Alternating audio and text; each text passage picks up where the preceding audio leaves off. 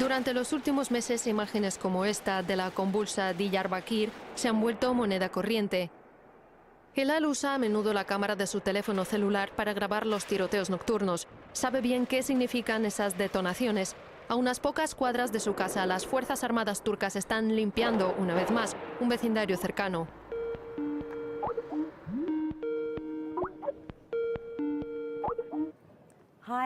Hola, Hilal. Hola. ¿Qué sucede? ¿Qué pasa por ahí? ¿Es que he oído que hay un bombardeo o algo así? Sí, bueno, para nosotros es normal. Cuando voy a otra ciudad me siento muy rara, ¿sabes? Me resulta raro no oír nada y no ver vehículos militares en las calles. Aquí están por todas partes. Creo que me estoy acostumbrando a vivir así. Y claro, no sabes por dónde vendrá el próximo ataque. Mira, en cuanto pueda te llamo. En cuanto aterricemos te llamo, no importa dónde esté. Hilal es una periodista dispuesta a revelar lo que está sucediendo en el sudeste de Turquía, donde las fuerzas gubernamentales han lanzado una operación contra los kurdos residentes en esa área que quieren una mayor autonomía. Poco dicen a este propósito los medios occidentales. El gobierno de Erdogan se escuda en varios pretextos para negar el acceso a esta zona a los medios extranjeros y a los periodistas turcos independientes, de manera que decidimos echar un vistazo a la realidad que está viviendo la población kurda a través de los ojos de Hilal.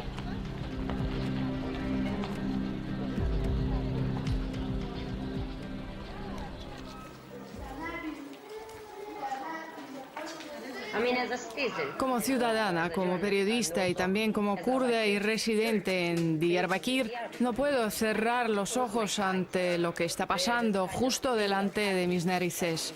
Cuando veo elevarse en el aire las columnas de humo, cuando oigo los bombardeos desde mi balcón, no puedo limitarme a quedarme en casa sin hacer nada.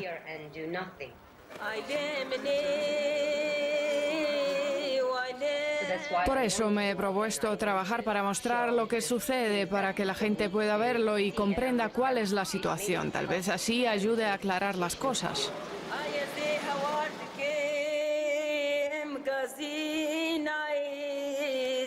Unas cuantas docenas de mujeres se reúnen casi cada día en el centro de Diyarbakir, la ciudad natal de Hilal.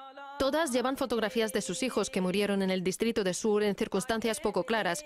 2 meses después de la tragedia, las autoridades turcas siguen negándose a devolver los cadáveres a las desconsoladas familias para que les den sepultura. Díganos, ¿por qué está usted aquí? Mi hija fue asesinada aquí en Sur. Aún no nos han devuelto su cuerpo. Estamos esperando a que lo hagan. Los cuerpos llevan 2 meses en Sur. Mi hija tenía 16 años. Estaba en el último curso del instituto. Iba vestida con uniforme de la escuela y llevaba su bolígrafo, sus cuadernos. Ahora me reúno aquí con los familiares de las otras víctimas. En Sur hay 10 cadáveres y no nos iremos hasta que no los devuelvan. Si no lo hacen, nos declararemos en huelga de hambre hasta morir.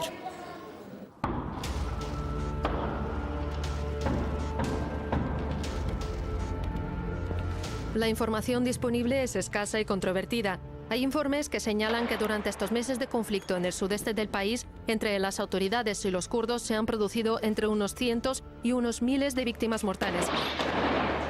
El episodio más sangriento de esta contienda fue el asedio de la ciudad fronteriza de Cizre, que se prolongó durante varios meses y en el que se desplegaron tanques y artillería pesada.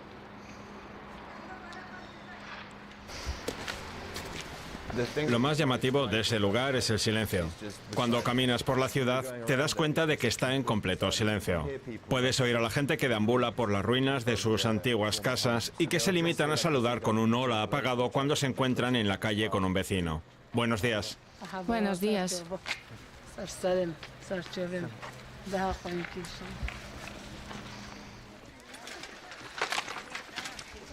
El corresponsal de RT, William Whiteman, también se ha esforzado por entender lo que ha sucedido en el sudeste de Turquía.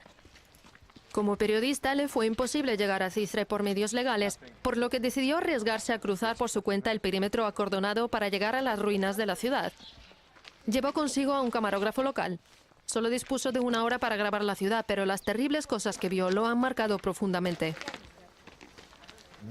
Este es el edificio donde se cree que unos 150 kurdos murieron incinerados. Como puedes ver, el edificio está completamente derruido. Según el representante local del Partido Democrático de los Pueblos en el Parlamento, algunos de los cuerpos que se encontraron en el sótano habían sido decapitados, además de quemados. Fíjense, esta sábana está cubierta de sangre. Todo el interior del edificio también ha sido arrasado.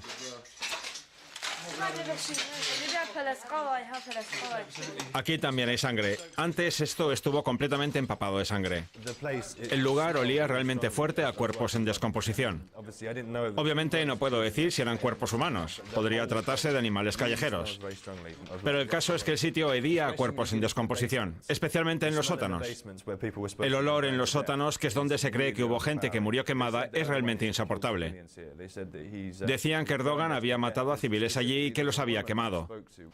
En concreto, hablé con una mujer que me enseñó las casas de los alrededores y que me dijo que los soldados de Erdogan que operaban por allí tenían aspecto de miembros del Estado Islámico y actuaban como tales.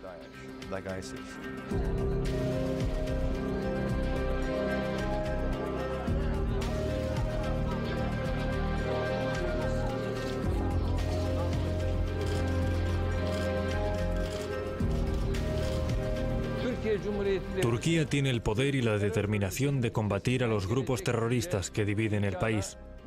Las fuerzas de seguridad están realizando labores de reconocimiento y limpieza de terroristas en ciudades, pueblos y zonas de montaña, y seguirán haciéndolo. Al principio, Erdogan actuaba aparentando tener en cuenta la libertad y los principios democráticos, pero formó su gobierno basándose en el principio de una nación. Si un líder así reconociera a la minoría kurda, estaría mostrándose contrario a la política de una nación, un país. El factor primordial es que Erdogan fue elegido por defender una ideología basada en el nacionalismo y el chauvinismo. Reconocer a los kurdos habría hecho saltar por los aires todo el sistema.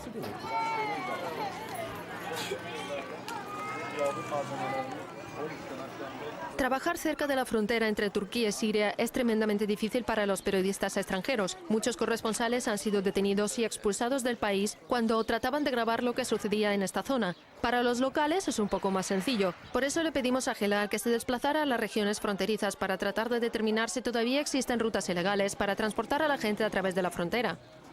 Estamos en la ciudad de Kilis, donde viven 90.000 personas desde que empezaron las hostilidades en Siria. Se dice que han llegado a Kilis cerca de 250.000 ciudadanos sirios. Uno de los sirios con los que hemos podido hablar hoy es Isa, un turcomano de 18 años. Isa nos ha contado que él y otros ciudadanos sirios llevan 3 años aquí, pero que solo hace 2 meses logró traer a su madre. Dijo que hay que pagar a ciertas personas para poder cruzar la frontera, para ser llevado de uno a otro lado de la frontera. ¿Y ahora creéis que estás seguro? Aquí no corremos peligro. ¿No hay miedo al Estado Islámico? No. ¿Quién ayudó a tu madre para que viniera? La pasaron a través de la alambrada de púas. Nos costó algo más de $1000. $1000. ¿A quién pagaron para que la pasaran? A un tipo del puesto fronterizo. No lo conocíamos. Él fue el que se llevó el dinero. Mi camarógrafo y yo tenemos previsto ir a Gaziantep. Esperamos encontrarnos con unos periodistas que han estado siguiéndole el rastro al Estado Islámico e investigando los movimientos en la frontera para preguntarles unas cuantas cosas sobre lo que está pasando.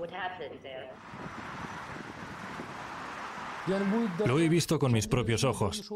Hemos visto cómo vehículos blindados turcos llegaban a la frontera y pasaban cajas a los extremistas del Estado Islámico. Es más, lo tenemos grabado en vídeo. No pudimos averiguar si contenían armas o suministros de alimentos, pero en mi opinión está claro que cajas así pueden usarse para transportar mercancías que nada tienen que ver con la comida. Lo más probable es que las cajas contuvieran munición.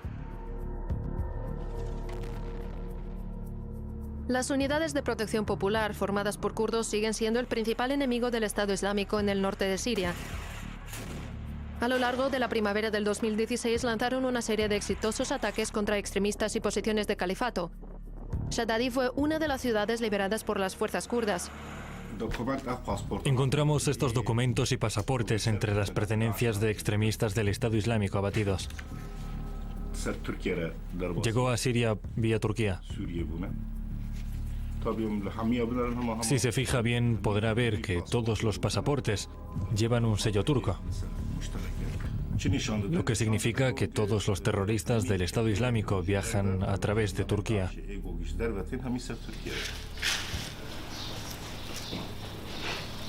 ¿Cómo te llamas? Mahmoud Ghazi Tatar, ¿Cuántos años tienes? 24, ¿De dónde eres? de Turquía, Adıyaman. ¿Cómo te uniste al Estado Islámico? Debía llegar a Yarubulus. 17 turcos más cruzaron la frontera siria conmigo. Eran ciudadanos turcos. No tuvimos problemas para cruzar la frontera. Simplemente la pasamos a pie y eso fue todo. ¿Has visto en persona la ayuda que brinda Turquía? Bueno, sé que se negocia con petróleo. De eso estoy seguro. Además está la comida o cualquier cosa que se necesite. Todo el mundo se ha unido para luchar contra el Estado Islámico, pero su petróleo sigue entrando en Turquía. ¿Cómo puede ser que el gobierno de Erdogan no lo sepa? Claro que lo sabe. Absolutamente nadie tiene derecho a afirmar que Turquía compra petróleo al Estado Islámico o de acusar a Turquía de algo semejante. Turquía no es un país tan inmoral como para rebajarse a comprarle petróleo a un grupo terrorista. Creo que lo más probable es que Turquía cuente con un largo historial de apoyo a grupos yihadistas en Siria. Los locales dijeron que fue Turquía la que trajo a través de la frontera a la gente que perpetró las brutales matanzas de las que me hablaron.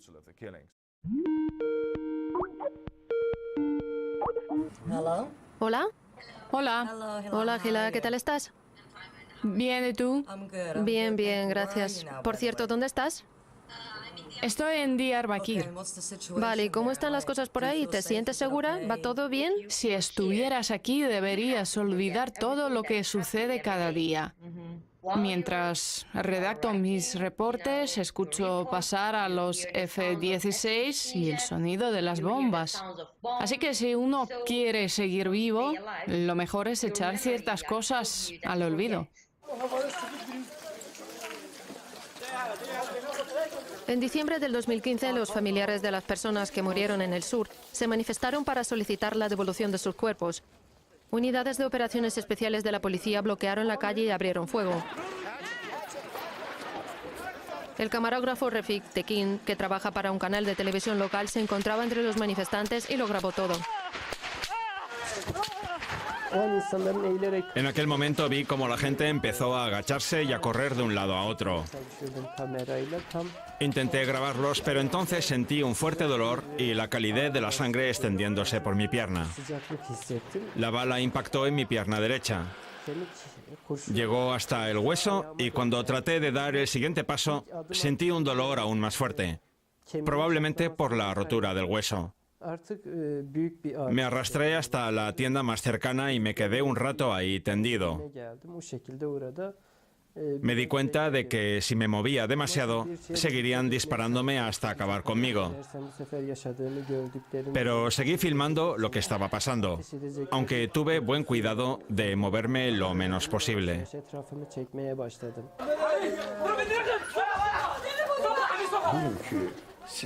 El encubrimiento actual del asesinato de los kurdos, que se ha generalizado por toda Turquía, está basado en el provecho y en una relación mutua beneficiosa tanto para Europa como para Turquía. Por ejemplo, el representante de la Unión Europea viene y lo inspecciona todo en las zonas problemáticas, en Cizre, en Sinope, en Sur. ¿Por qué? Si saben todo lo que pasa, reaccionan tan infrecuente y tímidamente. Pues porque Europa está ocupada con la crisis de los migrantes, que se ha convertido en algo muy serio para ella, y Turquía juega un papel clave en este asunto. Así que hacen la vista gorda sobre los crímenes del Estado turco, a cambio de que Turquía restrinja el flujo de inmigrantes que se dirigen a Europa. Básicamente esa es la estrategia. A primeros de marzo del 2016, Bruselas todavía era una ciudad en la que reinaba la calma, felizmente alejada de las atrocidades del terrorismo. Una delegación encabezada por el primer ministro turco Davutoglu visitó la capital de la Unión Europea. Varios políticos se reunieron para discutir en detalle el plan entre la Unión Europea y Turquía necesario para resolver la larga crisis de los migrantes. El primer ministro turco fue recibido por los líderes europeos con un afectuoso apretón de manos y con condenas por parte de los numerosos kurdos residentes en Bruselas. Erdogan, dictador. Erdogan, dictador. Erdogan, fascista. Erdogan, terrorista. Cada semana cientos de kurdos vienen para manifestarse en demanda de un reconocimiento por parte de Europa de lo que ellos califican de genocidio de su pueblo, que sigue llevándose a cabo en Turquía. Por ahora, no obstante, sus voces siguen siendo ignoradas y acalladas por las diplomáticas declaraciones de los políticos europeos. La razón por la que nos hemos reunido aquí es que los líderes europeos están reunidos ahora mismo en el Parlamento Europeo, que está detrás de mí. Se sabe que en Turquía hay una guerra sucia en marcha contra el Kurdistán y que se está llevando a cabo un genocidio del pueblo kurdo. Protestamos para que los países europeos sepan las atrocidades cometidas en el Kurdistán. Intentamos que se escuche la voz del pueblo kurdo y reclamamos que se detenga el genocidio. El mismo día de las protestas se ratificó el plan entre la Unión Europea y Turquía.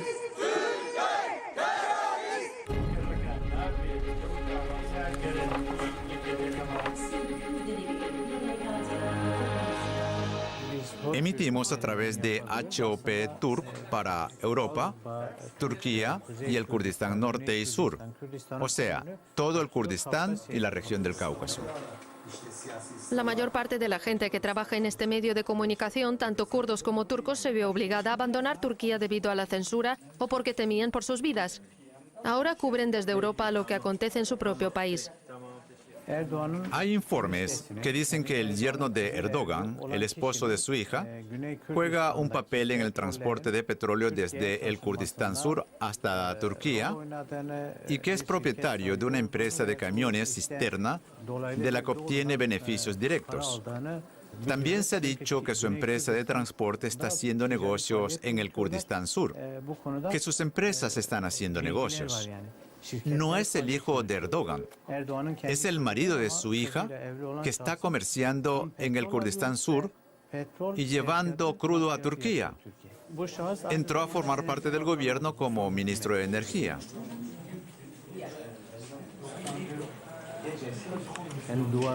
Las fotografías que ve colgadas en las paredes son de periodistas, reporteros y columnistas encarcelados o asesinados debido a su trabajo por las fuerzas de seguridad. Seyfettin Tepe fue arrestado en Batman y trasladado a la comisaría de Bitlis, donde fue torturado hasta morir. Tras su muerte, el jefe del departamento de policía dijo que se había ahorcado con su propia ropa interior. Eso es lo que contaron sobre su muerte. Kenan Kırkaya es un periodista independiente que solo pasa breves estancias en Bélgica. Esta vez ha sido invitado para presentar un programa de debate político. Gracias.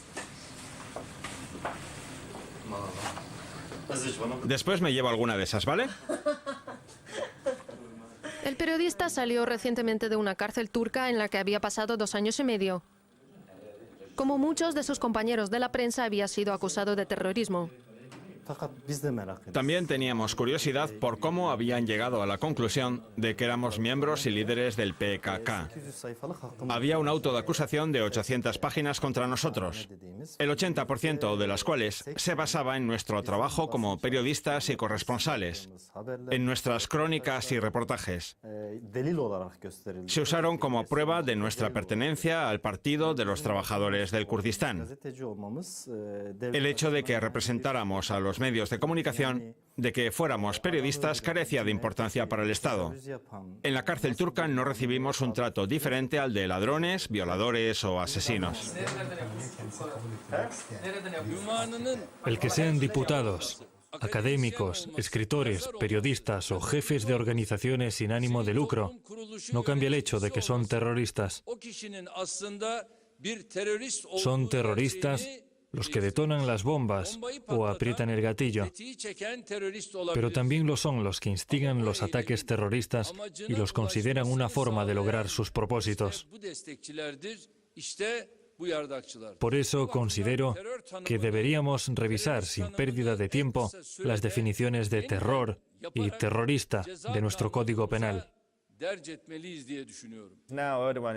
Erdogan dijo que ahora los periodistas que manifiesten sus simpatías hacia la causa kurda o que simplemente critiquen al gobierno también son terroristas. Desde luego, a muchos periodistas, amigos míos, que han intentado ir, les han negado el acceso y los han arrestado acusados de ser peligrosos para el Estado. Supongo que si trato de volver, lo más probable es que acabe encerrado o por lo menos expulsado del país o algo así. Es una vergüenza. Me encanta el país, pero no creo que vuelva nunca más. El periodismo no es un crimen, pero aquí el periodismo es considerado un crimen y por eso hay tantos periodistas encarcelados. Hay más de 30 periodistas en la cárcel que sirven de aviso para quienes no deseen correr la misma suerte.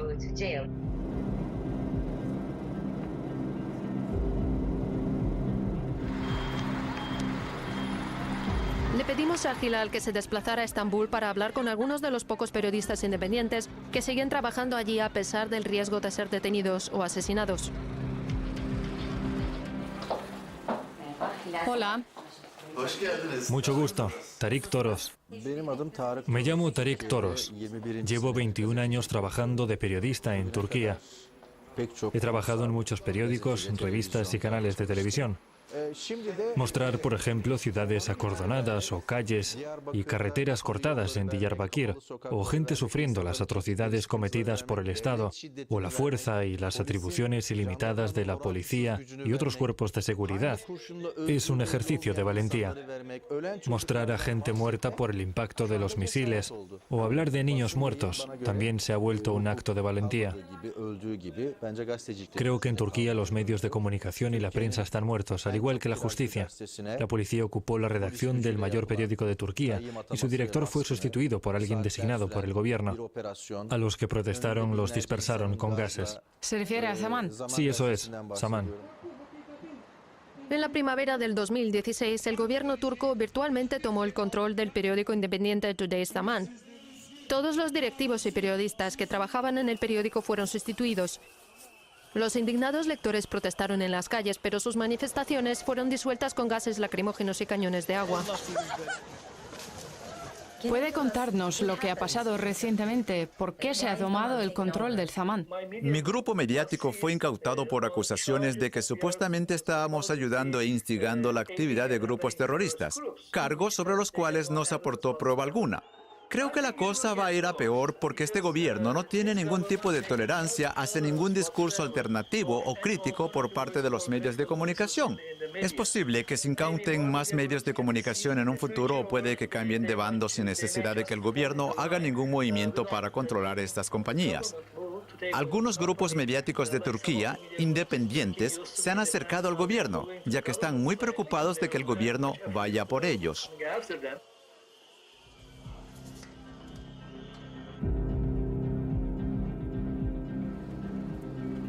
Durante las semanas que tardó en rodarse este documental, le mandamos docenas de mensajes a Hilal y hablamos con frecuencia con ella a través de Skype, pero solo pudimos encontrarnos con ella en persona en los últimos días de nuestra estancia en Estambul. No nos queríamos arriesgar a verla en ningún sitio que fuera demasiado público. Cualquier extranjero con una cámara podía despertar las sospechas de la policía. Fue en una habitación de hotel donde hicimos una copia del vídeo que Hilal rodó para nosotros en el sureste. Hola, por fin nos conocemos. ¿Cómo estás? Bien, bien. ¿Qué tal tú? No me puedo creer que esté contigo en persona. Sí, guay, te ves genial. Tú también, pasa. Cuando esto empezó, ya había toque de queda en el distrito de Sur. Sí. Ese día no tenía ni idea sobre mi compañero, de eso me enteré al día siguiente. Esto parece humo. Sí, porque supongo que tú no sabías lo cerca de ti que podía llegar. Pensé que llegaría también hasta el lugar donde estábamos. Me van a detener y con eso no es suficiente, ¿verdad? Así que deberían matarme, ¿no? Bien, ¿estás lista? ¿Con cuánta frecuencia ves tanques en la actualidad en el sureste o presencia de las fuerzas de seguridad? Durante los meses que estuve los vi muchas veces. Aquí, por ejemplo, en Estambul no he visto tanques, pero en el sureste y en las ciudades kurdas he visto tanques. ¿Y por qué decían que estaban allí? ¿Por qué razón afirman que tienen que estar allí las fuerzas de seguridad? Bueno, ellos dicen que hay terroristas dentro de las ciudades, ese es el porqué. Serían muchos. Bueno, es gracioso. No sé cómo puede haber un montón de terroristas dentro de las ciudades. Así que el gobierno del AKP y el presidente Erdogan no podían lidiar con esta realidad y él vio que si iba por la vía parlamentaria o si les otorgaba sus derechos en un futuro, no habría un futuro de poder para nuestro gobierno. Por eso es por lo que quisieron acabar con ese partido y también con los kurdos. Después de nuestro encuentro, Hilal nos escribió para contarnos que temía por su vida y por su seguridad una vez que se emitiera este programa.